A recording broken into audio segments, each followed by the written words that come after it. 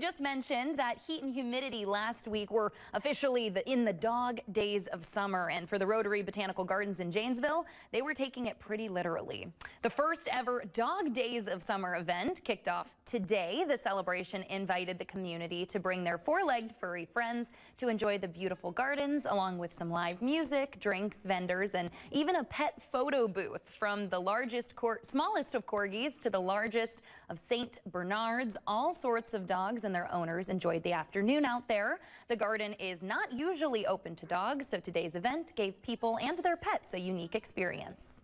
We're all dog lovers, so being able to see people just enjoying the beautiful gardens and being able to bring their best friends with is really exciting. And yeah, I think it's something that everybody's enjoying. So yeah, it feels great.